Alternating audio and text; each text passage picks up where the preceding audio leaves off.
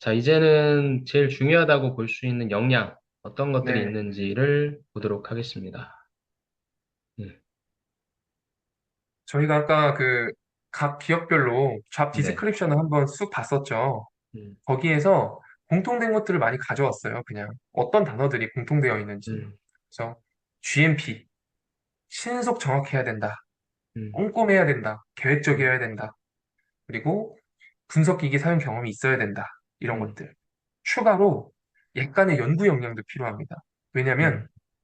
이 물질이 195에서 105 사이에 들어와야 되는데 아, 90밖에 안 나왔어요. 그러면은 뭐가 문제일까? 저희가 이제 그거는 트래킹을 해야 되잖아요. 그렇기 때문에 A라는 것이 문제인 것 같아요. 라고 했을 때 말로만 하는 게 아니라 실험을 통해서 A라는 게 문제가 맞죠? 라고 증명할 수 있어야 돼요. 음, 그래서 거기에 그런 연구 역량이 조금 필요할 수 있다라는 거를 음, 제가 말씀드립니다. 알겠습니다. 연구 역량 말씀해 주셨고. 자, 이번에는 조금 다른 부분 쪽에 있어서의 역량이네요.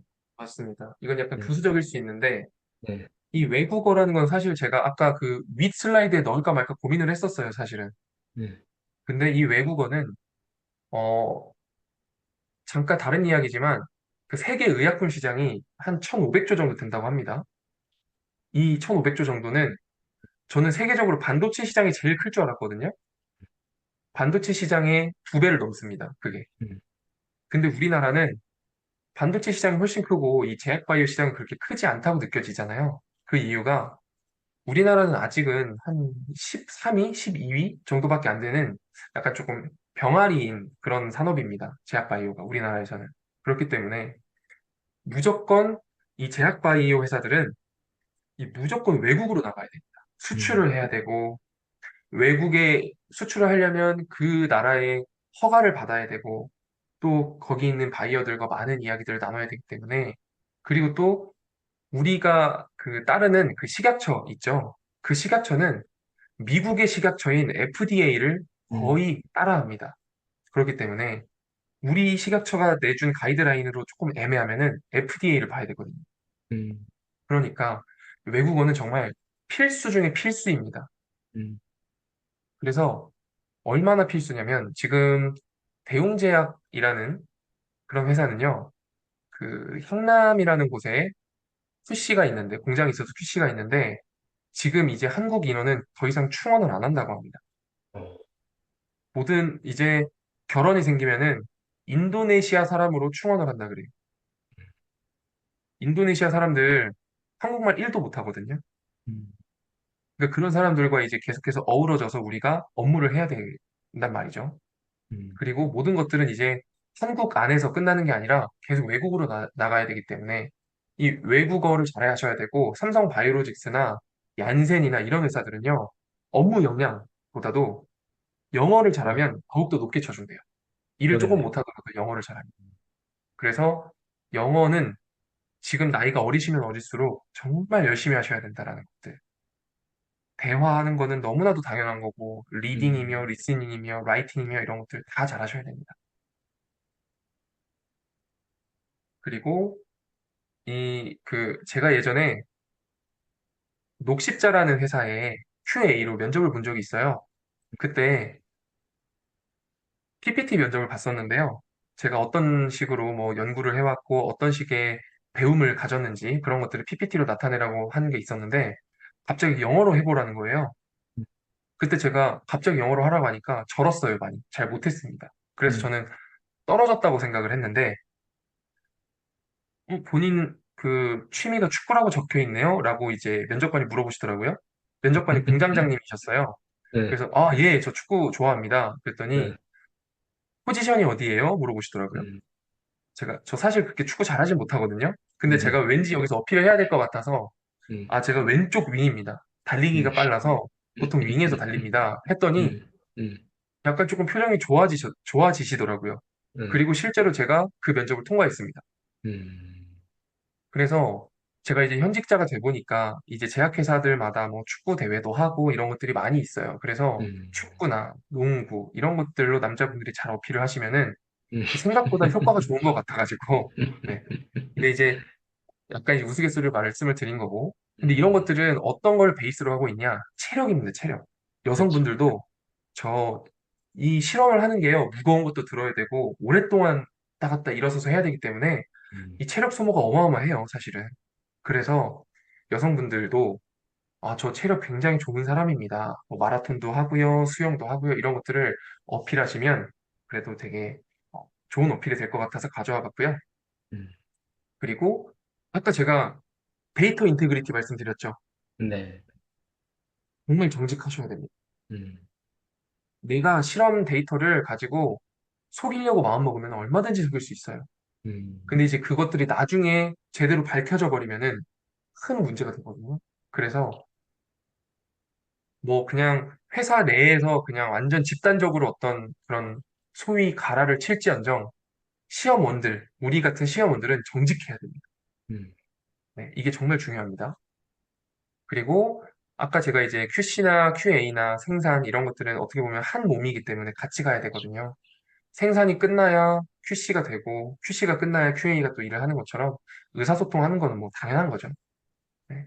그리고 아까 이제 실험 기기를 음. 했었던 것처럼 같은 맥락으로 실험 과목들의 경험이 있으면 그것들을 가지고 잘 활용할 수 있지 않을까라는 것들을 실험 말씀드렸습니다. 과목에서는 어떤 포인트로 얘기를 풀어나가면 좋을까요? 일단은 음, 내가 어떠한 실험 과목을 하면서 어떠한 시험 기기를 사용해 봤다라는 것도 음, 일단 1차원적인 거고요. 음, 그리고 두 번째는 보통 이제 면접 때 이런 걸 물어보더라고요. 음, 그 본인이 어떤 어려움이 있었을 때 그런 것들을 음, 어떻게 극복했는지를 많이 물어보더라고요. 근데 음, 그런 것들은 대부분의 분들이 내가 조무임을 했는데 어떤 음, 사람들이 잘 참여를 하지 않아서 음, 그런 사람이랑 뭐 소주도 한잔하고 막 독려를 해가지고 우리 조모임은 잘 할 수 있었다. 이런 것들이 음, 되게 많이 하는 레파토리 중에 하나인데 정말 조금 영양가가 없는 레파토리 중에 하나잖아요. 저는 이 실험 과목을 분명히 이공계 부들이니까 들었을 거예요. 그렇죠. 그리고 실험을 하다 보면은 석사분들이나 박사분들이 해주시면 잘 됐겠지만 음, 보통 학사분들이 이제 실험 과목을 하다 보면은 어려움이 거의 10중 8구는 있었을 겁니다. 그래서 그렇죠. 저는 이 실험 과목에서 어려움이 있었는데 음, 어떻게 그 실험 기기들을 어떻게 만져가지고 아니면은 어떤 것들을 변경해서 내가 이 실험을 할 때 잘할 수 있었다. 음, 이런 것들을 나타내 주시면은 이것보다 더 좋은 게 없지 않을까라는 그렇죠. 저도 것 때문에 음, 넣었습니다.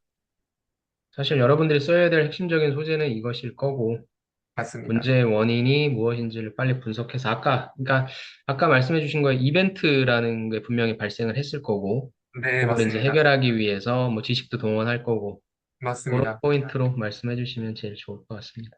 네, 맞습니다. 자, 좋습니다. 역량도 아주 정리를 깔끔하게 해주셨고요. 문서 작성도 있네요.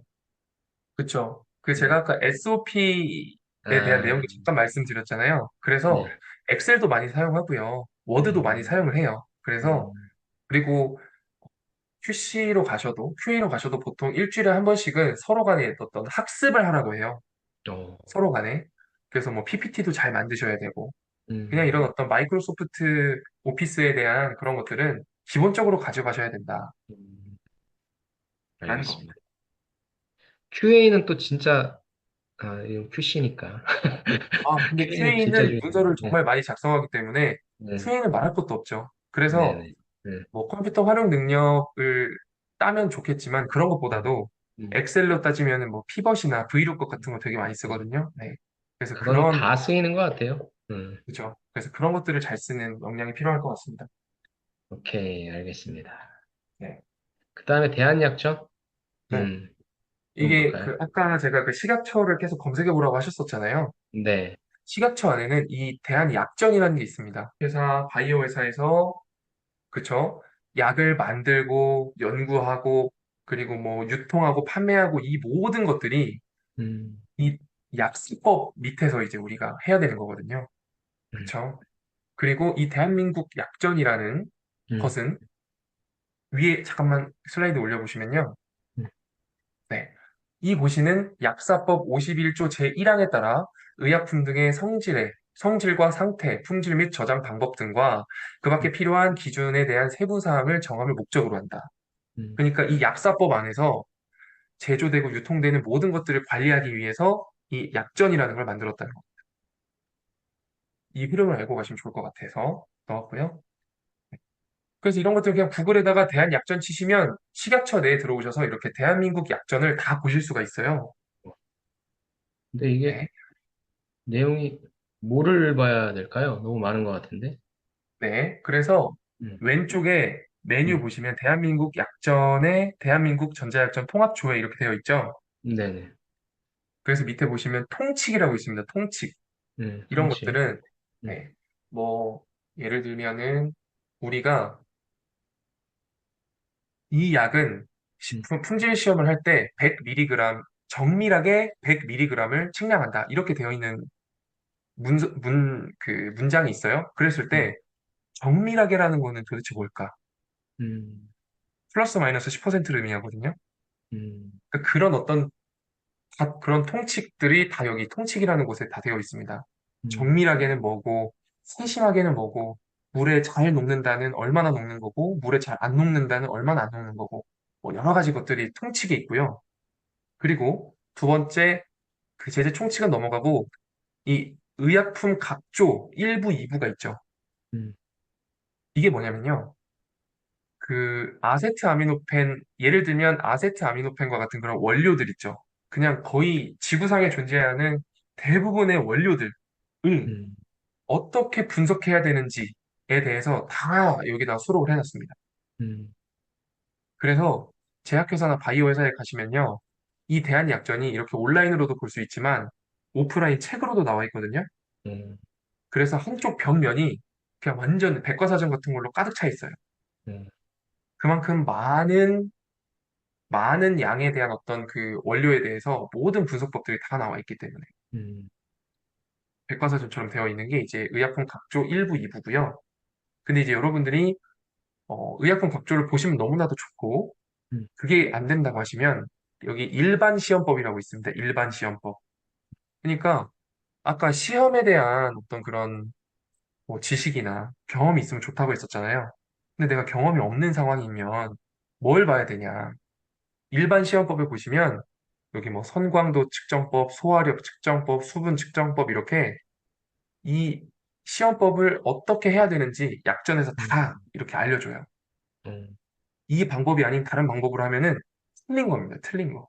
음, 그래서 여기서 HPLC를 사용하는 방법, GC 사용하는 방법, 용출 시험법, 미생물 한도 시험법 여러 가지 이런 것들이 있는데 제가 이렇게 빨간색으로 표시해 놓은 것 정도는 공부를 했으면 좋겠다. 좋네요. 네. 그래서 여러분들이 요 어떻게 부분은 좀 보고 가셔라. 네, 그죠. 음, 알겠습니다. 그래서 이게 들어가서 보면 이렇게 나와 있다는 거죠. 맞습니다. 내용이. 네, 이렇게. 네. 여러분들이 한번 들어가셔서 보시면 되겠네. 네. 이게 아까 말씀해 주신, 의약품 각조이죠. 각조에 음, 아세트아미노펜을 이렇게 검색하면은 음, 아세트아미노펜을 어떻게 분석해라 다 나와 있어요.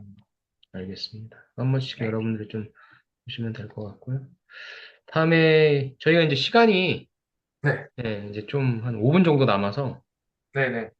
이제 좀 빨리 좀 나머지 내용 좀 진행해 보도록 하겠습니다. 이거는 뭘까요? 이거는 이제 여러분들이 항상 물어봐요. 아, 네, 그래서 알겠어요. 나 이제 공부 열심히 할 거고 제약회사 네, 들어가고 싶은데 네. 도대체 이런 정보들 그리고 교육 같은 거 어디서 받아야 돼요? 라고 했을 때 음, 이 사이트 있습니다. ibrick.org라고 하는 사이트가 있는데요. 여기 들어가시면 뭐 그 제약바이오의 어떤 뉴스라든지 실험할 때 어떻게 해야 된다든지 또 음, 밑에 슬라이드 보시면요. 음, 네, 대학원생도 이렇게 모집을 하고 여기서 음, 또 그 다음에는 여러분들 음, 공짜로 이렇게 공짜일 어, 수도 있고 유료일 수도 있지만 이런 여러분들 교육 들으실 수 있는 거 이런 정보들도 있고요. 그리고 음, 여러분들이 이 뭐 소리 세움 이런 데다가 뭐 진로나 이런 것들도 물어보시면 음, 많은 선배들이 여기다가 많은 그런 지식들을 전파해 줄 겁니다. 그래서 이런 사이트를 잘 이용했으면 좋겠다라고 가져와 음, 봤고요. 좋습니다. 아이브릭.